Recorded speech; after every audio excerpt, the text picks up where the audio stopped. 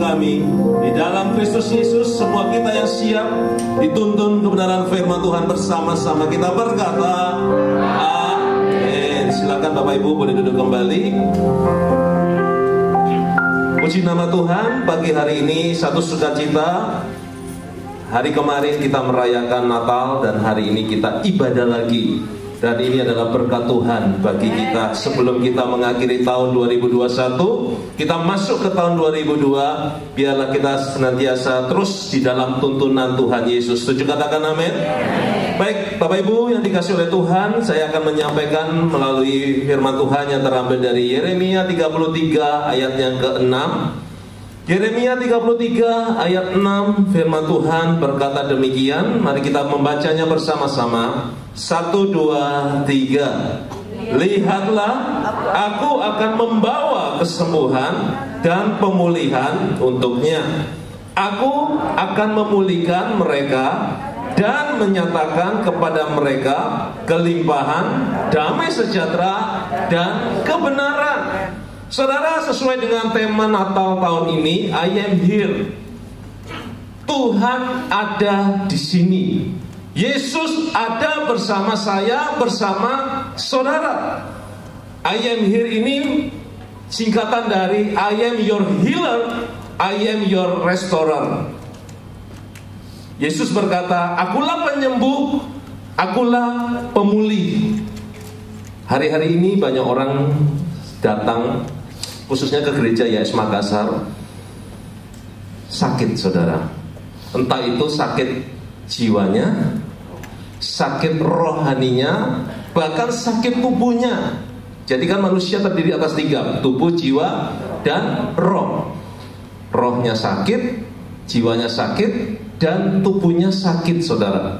Nah, Yesus berjanji bagi saya, bagi saudara, bahwa dialah penyembuh saya dan saudara. Dialah yang sanggup menolong, memulihkan keadaan kita. Yeremia 33 ini menceritakan tentang janji pemulihan keadaan di Yerusalem, dan saat itu juga keadaan di Yehuda. Antara Yerusalem dan Yehuda itu terjadi konflik, saudara. Terjadi konflik satu dengan yang lain. Dan Yesus menjanjikan sebuah pemulihan, akan menyembuhkan, akan memulihkan. Pengharapan terbesar bagi orang-orang yang mengalami lemah secara tubuh adalah kesembuhan. Pengharapan yang besar bagi orang-orang yang mengalami masalah keuangan adalah dia dicukupkan. Pengharapan terbesar bagi mereka yang sedang mengalami masalah dalam keluarga, di dalam rumah tangga, adalah bagaimana keluarganya mengalami pemulihan. Saudara, dan janji-janji ini sudah Yesus berikan. Kadang-kala kita yang sakit, kita datang ke dokter. Dokternya sudah dokter yang terbaik di kota Makassar. Kita berkata, aku sudah dapat resep obat yang sangat baik, bahkan mahal harganya, tapi toh tidak kunjung sembuh. Tapi toh kok sakitnya nggak sembuh-sembuh. Bahkan dokter memvonis kita, sakitmu nggak bisa sembuh. Nah sekarang, ketika kita divonis demikian, apa reaksi kita? Apa respon kita? Apakah kita menjadi lemah? Apakah kita menjadi down dan berkata, aduh, nggak ada harapan? Saudara, Natal tahun ini yang paling penting adalah bagaimana Kristus ditinggikan. Bagaimana Kristus yang menjadi pengharapan saya, pengharapan saudara. Banyak orang di tengah-tengah pandemi hari-hari ini, mereka sedang kehilangan yang namanya harapan. Mereka berkata ketidakmungkinan. Mereka menganggap segala sesuatu itu mustahil. Tetapi kabar baiknya bagi saya dan saudara, di dalam Kristus Yesus tidak ada perkara yang mustahil. Tepuk tangan buat Tuhan Yesus kita. Tidak ada perkara yang mustahil. Semua dapat diselesaikan oleh Yesus. Mungkin saudara sedang putus asa dengan keadaan saudara hari-hari ini. Engkau sedang putus asa dengan sakit penyakitmu. Engkau sedang putus asa dengan keadaan keuanganmu. Engkau sedang putus asa dengan pekerjaanmu. Baru buka, tutup lagi. Belum 1 bulan, belum 3 bulan, kok tutup lagi. Saudara merasa, kok kok setiap saya kerja apa saja selalu susah ya? Saudara mulai menghakimi diri saudara. Mungkin saya ini orang yang bukan diberkati. Mungkin tangan saya ini bukan tangan yang hoki. Saudara, no. Tuhan gak mau saudara putus asa seperti itu. Berhenti bahwa saudara berpikir penyakit saudara tidak bisa disembuhkan. Berhenti saudara berpikir bagaimana keadaan pekerjaan saudara gak mungkin Tuhan berkati. Stop. Mulai hari ini percayakan semuanya kepada Yesus Kristus. Percayalah bahwa Yesus sanggup memulihkan saudara. Yesus sanggup menyembuhkan setiap saudara. Keuanganmu yang sakit disembuhkan. Tubuhmu yang sakit Yesus sanggup sembuhkan. Keluargamu yang sakit Yesus sanggup menyembuhkan. Katakan amin. Hari ini saudara, kita melihat Yesus. Dia berkata, I am here. Saya datang, kata Yesus. Aku datang. Saudara, kalau Yesus datang, saya percaya pasti sesuatu yang terjadi, yang luar biasa, yang dahsyat, yang ajaib. Amin. Seorang presiden kalau datang, andai kata di tengah-tengah ibadah kita pagi hari ini kita kedatangan presiden, saya yakin ada sesuatu yang dahsyat terjadi di ruangan ini. Itu presiden, itu manusia. Walaupun mungkin harus dengan protokol, jaga jarak. Kalau ketemu raja, kita jaga jarak.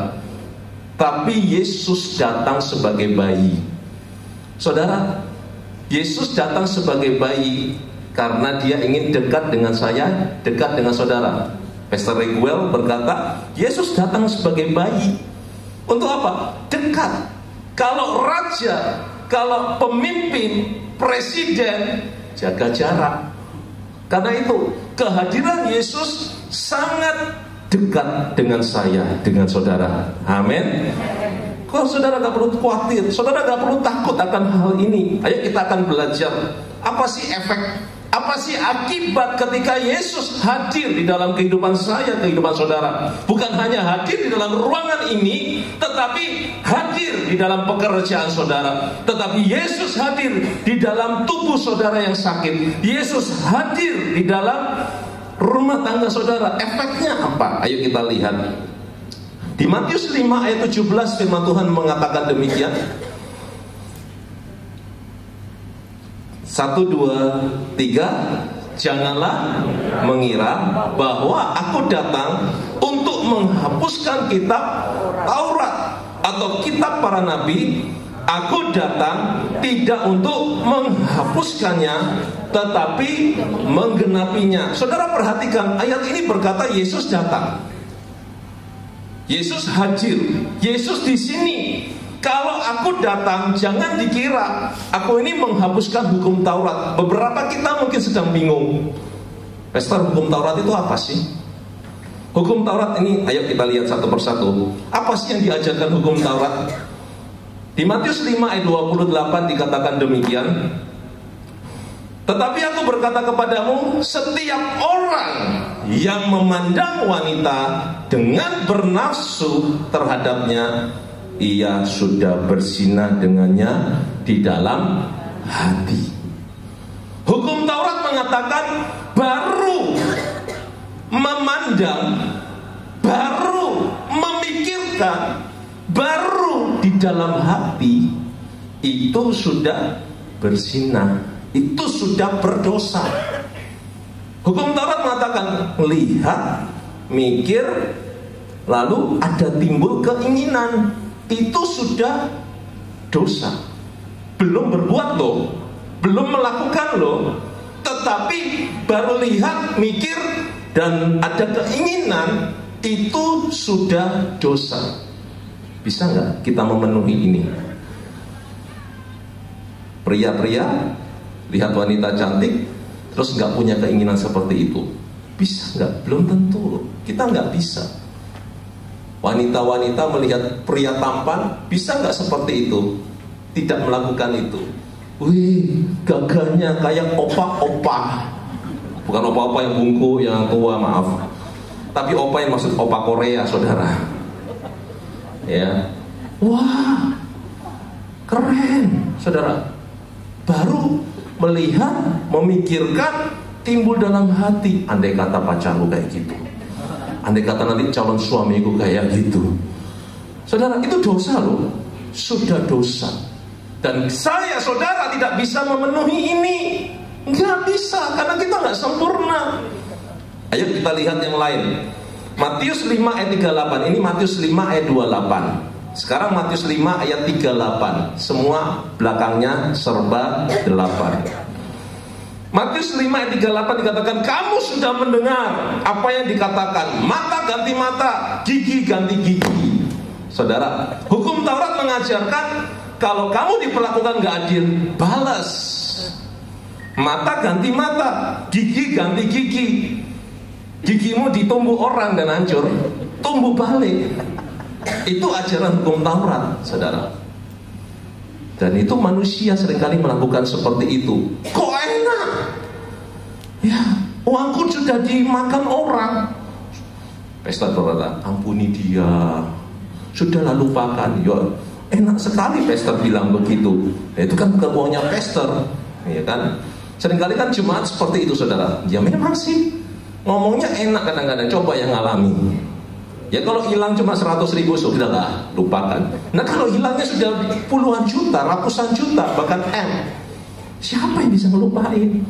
Sampai sekarang ada seorang ibu, ya 2 hari yang lalu telepon, masih belum bisa melupakan orang yang memakan uangnya. Uangnya itu dimakan kurang lebih 800 juta, saudara.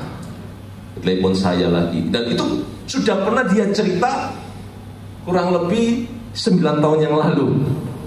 Ibu ini pernah bercerita kejadiannya 9 tahun yang lalu. 2 hari yang lalu telepon saya. Waduh, aku kok masih gak bisa yang ngampuni ya. 9 tahun, saudara. Lantas saya tanya, sekarang bisa makan gak? Bisa. Bisa tidur? Ya itu dulu juga gak bisa tidur. Karena apa? Berpikir tentang uangnya yang hilang 9 tahun yang lalu. Dia berkata, aku insomnia. Kenapa? Pikirannya, saudara, rugi sendiri. Kalau dia gak bisa mengampuni, dia mengalami kerugian. Rugi di kesehatannya. Dia juga akhirnya kena, kemarin dia habis opname, baru keluar rumah sakit juga, kena gula. Ada gulanya, saudara. Kenapa? Pikirannya. Nah, manusia seringkali maunya kayak gitu, saudara. Mata ganti mata, gigi ganti gigi. Kok enak? Ya. Hukum Taurat juga mengajarkan demikian.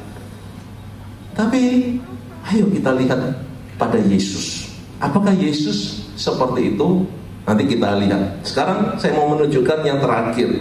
Apa yang diajarkan hukum Taurat? Matius 5 ayat 48. Tadi Matius 5:28, Matius 5:38, sekarang Matius 5:48. Dikatakan, oleh karena itu hendaklah kamu menjadi sempurna sebagaimana Bapamu yang di surga adalah sempurna. Bisa enggak? Enggak bisa juga. Kita enggak sempurna. Saya, saudara, tidak sempurna. Tapi inilah semua yang ditunjukkan oleh hukum Taurat bagi kita. Kita tidak bisa memenuhi hukum Taurat itu. Dianggap gagal.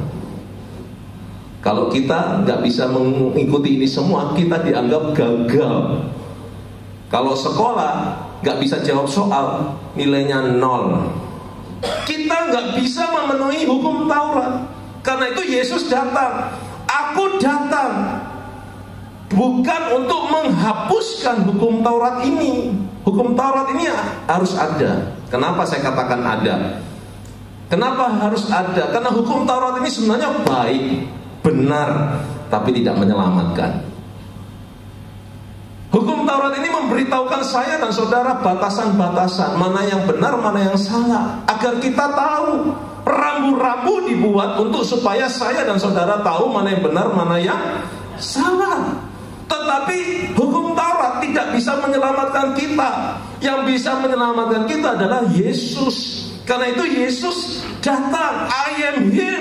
Aku datang untuk memenuhi, menggenapi hukum Taurat. Aku datang untuk menggenapi ketidakmampuanmu. Aku datang untuk menggenapi ketidaksempurnaanmu.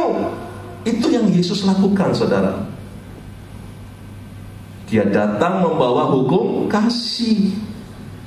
Sehingga apa? Yang salah bukan mata ganti mata lagi, gigi ganti gigi lagi, tapi Yesus berkata, ampuni. Sebagaimana Yesus sendiri disalib, sebelum dia mati, dia berkata, ya Bapa, ampuni mereka, sebab mereka tidak tahu apa yang mereka lakukan. Yesus mengajarkan tentang pengampunan dan dia sendiri melakukannya. Bukan sekedar teori, tapi dia sendiri mempraktekkan. Mungkin kita belum sampai disalib, mungkin kita diperlakukan belum sampai mati, tetapi Yesus hampir mati, dia pun masih bisa berkata tentang pengampunan. Kita baru dimakan uang kita, gak dikembalikan. Situasi pandemi lagi, susah. Ayo kita belajar merelakan yang hilang. Dan saya percaya Yesus sanggup gantikan yang hilang itu. Saudara, bukan saya cerita seperti ini, saya gak pernah ngalami, saudara. Hilang banyak uangnya, ratusan juta, ada hilang, saudara. Saya pernah ngalami.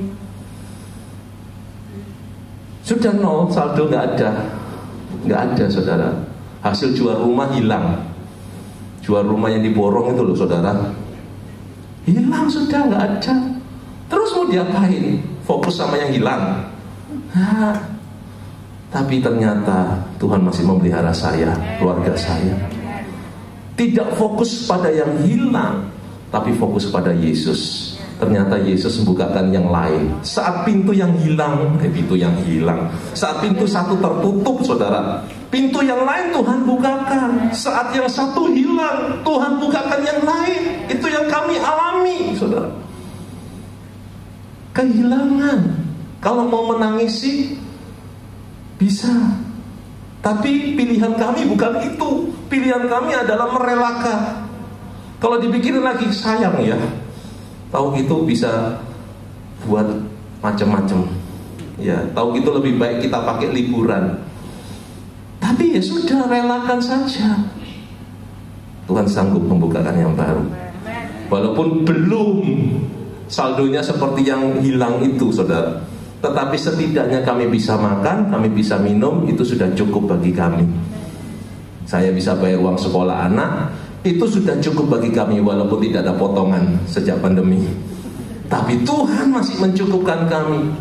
Ebenezer, Tuhan sampai saat ini menolong saya dan keluarga saya. Kalau Tuhan yang sama yang kita sembah, yang sanggup menolong saya, Dia yang sama sanggup menolong jemaat Tuhan di tempat ini. Tepuk tangan buat Tuhan Yesus. Saudara, itulah Yesus. Yang kedua, yaitu dikatakan Matius 8 ayat 7. Matius 8 ayat 7 dikatakan, Yesus berkata kepadanya, aku datang menyembuhkannya. Ternyata bukan hanya dia datang menggenapi hukum Taurat yang pertama, yang kedua, akibat yang terjadi ketika Yesus hadir, ketika Yesus datang, Yesus menyembuhkan saudara. Katakan amin. Aku datang menyembuhkannya, kata Yesus. Akunya ini bukan manusia yang berbicara, tetapi Yesus sendiri. Saudara, ayat ini dilatar belakangi oleh kisah seorang perwira di Kapernaum saat itu datang kepada Yesus. Saudara, yang mengejutkan apa? Dia mengharapkan sesuatu yang di luar nalar kita. Sebagai bos, sebagai pemimpin, sebagai atasan, sangat jarang kalau kita berdoa mengharapkan bawahan kita sembuh, bawahan kita yang mengalami masalah dipulihkan. Sangat jarang. Tapi perwira ini datang kepada Yesus dengan satu permintaan, Yesus, lakukan sesuatu bagi hambaku yang sedang sakit. Wah, ada nggak bos saudara seperti itu? Belum tentu loh. Manusia di dunia belum tentu loh memikirkan bawahannya yang sedang menderita. Belum tentu, saudara. BPJS saja belum tentu dibayarkan, apalagi dibantu waktu masuk rumah sakit. Belum tentu. Nah ini seorang perwira punya pangkat. Saya yakin yang namanya orang punya pangkat, kedudukan, punya duit. Bisa nggak dia bawa hambanya ini yang sakit berobat ke Cina, ke Singapura, ke Australia, mungkin di pengobatan-pengobatan terbaik di negara-negara yang ada? Bisa. Tapi dia tahu yang menyembuhkan bukan dokter, bukan manusia, tapi Yesus. Dia datang kepada Yesus. Yesus, lakukan sesuatu bagi hambaku. Yang dahsyatnya lagi adalah, engkau nggak usah ngapa-ngapain, engkau nggak usah datang, nggak usah tumpang tangan, apalagi tumpang tindih. Nggak usah. Yesus, perwira ini berkata, cukup satu yang kau lakukan. Engkau ngucapin sepatah kata saja, maka hambaku sembuh. Wah, Yesus melihat apa? Iman sebesar ini. Yesus gak perlu tepok-tepok jidat, ditepok-tepok gitu, gak perlu. Engkau ngucapin sepatah kata saja, maka hambaku ini akan sembuh. Dan seketika itu juga Bible mencatat, pada jam yang sama hamba itu menjadi sembuh. Itu dahsyat, saudara. Hari ini apa yang menjadi kesakitanmu? Hari ini apa yang menjadi kesusahanmu? Yesus mau menyembuhkannya bagi saudara. Mungkin kau tidak melihat Tuhan Yesus secara fisik, secara kasat mata, tetapi punyailah iman. Tuhan, hari ini aku dengar firman, Engkau mengucapkan sepatah kata saja, keadaanku dipulihkan, kesehatanku dipulihkan, keuanganku dipulihkan, rumah tanggaku dipulihkan dalam nama Yesus. Nah, ini orang yang punya iman, saudara. Jadi Yesus datang untuk menyembuhkan. Kalau dia datang gak bikin apa-apa, kita gak usah berharap sama Yesus. Tapi Yesus datang membawa kesembuhan bagi saya, bagi saudara. Amin. Karena itu kita harus berharap kepada Yesus. Kita harus percaya kepada Yesus. Dialah penyembuh kita, dialah pemulih bagi saya, bagi saudara. Yang ketiga, yang terakhir, Yohanes 10 ayat 10. Pencuri datang hanya untuk mencuri, membunuh, dan membinasakan. Aku datang, kata Yesus, supaya mereka memiliki hidup dan memilikinya dengan lebih berkelimpahan. Ternyata yang ketiga, kedatangan Yesus, kehadiran Yesus, I am here, adalah untuk memberi kelimpahan kepada saya dan saudara. Kelimpahan apa? Bukan kelimpahan yang jelek-jelek, bukan kelimpahan utang, bukan kelimpahan kesakitan, bukan. Tetapi yang Yesus berikan adalah kelimpahan kesembuhan, kelimpahan promosi, kelimpahan kasih, kelimpahan sukacita, kelimpahan damai sejahtera, kelimpahan berkat materi, apalagi berkat rohani. Itu yang Yesus berikan. Dia datang membawa kelimpahan. Kalau pencuri datang mengambil, tapi Yesus datang memberi. He is giver. Dia adalah pemberi. He is a giver bagi saya, bagi saudara. Dia suka memberi. Iblis suka mengambil, tapi Yesus suka memberi. Kalau ada statement berkata gini, Tuhan yang memberi, Tuhan yang mengambil, saya nggak setuju. Itu perkataan siapa? Ingat perkataan siapa itu? Ayub. Waktu dia mengalami kesusahan, dia berkata, Tuhan yang memberi, Tuhan yang mengambil. Itu kan yang ngomong Ayub. Saya secara pribadi nggak setuju dengan statement itu. Kenapa? Tuhan nggak pernah ngambil. Dia tukar, pasti. Kalaupun kelihatannya hilang, dia pasti gantikan. Kenapa? Yesus itu selalu memberi. Dia tidak pernah mengambil. Iblis mencuri, iblis mengambil, tetapi Yesus selalu memberikan bagi saya, bagi saudara. Katakan amin. Dia memberikannya sesuatu yang baik, damai sejahtera, sukacita, ketenangan, keamanan. Itulah yang Yesus berikan. Promosi. 2021 akan berakhir. Kita akan masuk 2022. Apa yang menjadi doa saudara? Saya yakin di hati saudara yang terdalam punya doa. Amin. Saudara punya doa, saudara punya harapan, Tuhan 2022 jauh lebih baik dari 2021. Itu doa kita bersama-sama. Dan janji Yesus, Dia sanggup memberikan kelimpahan bagi saya, bagi saudara. Dan Dia yang berjanji tidak akan pernah mengingkari janjinya. Iya dan amin. Cepat lambat pasti digenapi bagi kita semua. Tepuk tangan buat Tuhan Yesus kita. Jadi kesimpulannya, kehadiran Yesus ada 3. Yang pertama, Dia mengenapi hukum Taurat. Yang kedua, kehadiran Yesus menyembuhkan. Dan yang ketiga, kehadiran Yesus memberi saya, saudara, kelimpahan. Kelimpahan yang baik, yang baik, yang baik. Amin. Saya undang sama-sama kita bangkit berdiri. Hamba-Mu berdoa memberkati jemaat YSDM Tuhan. Tidak ada satupun yang gagal, putus asa, mengundurkan diri. Tetapi kami semua di tempat ini percaya di dalam Yesus selalu ada pertolongan, di dalam Yesus selalu ada pengharapan. Terima kasih Tuhan untuk segala sesuatunya. 2021 Engkau sudah menolong kami, dan kami percaya kebaikan Yesus Engkau lanjutkan. Kasih setia-Mu Engkau lanjutkan bagi setiap kami.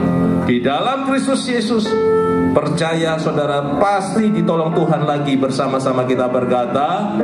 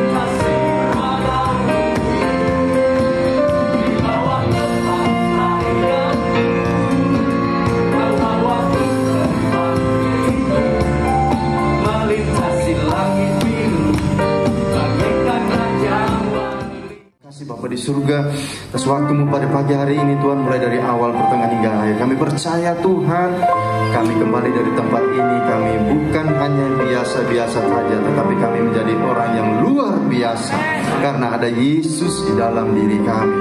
Terima kasih Roh Kudus, terima kasih. Kami berdoa juga buat Senior Bester Saka di Suwantoro, Bu Hana, juga anak-anak serta cucu-cucu. Kami percaya Tuhan, kuasa-Mu setiap saat melindungi, dan dimanapun keluarga ini melayani, kami percaya Tuhan Kau mampukan, Kau memberikan pertolongan, Kau sanggup, Kau murapi, bahkan setiap jiwa-jiwa yang dijumpai boleh berada di dalam satu kemenangan oleh karya-Mu Tuhan. Terima kasih Bapa di surga. Kami berdoa juga buat koordinator kami, Pak Yohanes. Kami percaya Pak Yohanes, istri dan juga anak-anak pun Tuhan Kau memakainya, Kau menjadikan sebagai alat sarana untuk menangkan jiwa-jiwa, dan dimanapun mereka berada Tuhan menutup bungkus dengan kuasa-Mu. Tuhan menyertai, memberkati keluarga ini dan juga memberkati anak-anaknya Tuhan. Terima kasih Bapa di surga. Hamba-Mu berdoa buat seluruh pelayan-pelayan-Mu, para diaken, diakones, dan juga musik, leader, bahkan multimedia sekalipun, kami percaya Tuhan, ketika mereka menjadi bagian dalam setiap pelayanan Tuhan, ada karya nyata. Biarlah itu menjadi berkat, biarlah itu menjadi urapan, menjadi Kau pakai mereka dimanapun berada. Kami percaya apapun yang mereka lakukan dalam setiap pelayanan demi pelayanan, Tuhan, Kau menaruh hati hamba, Engkau menangkan mereka, dan Kau murabi apa saja mereka lakukan dibuat berhasil.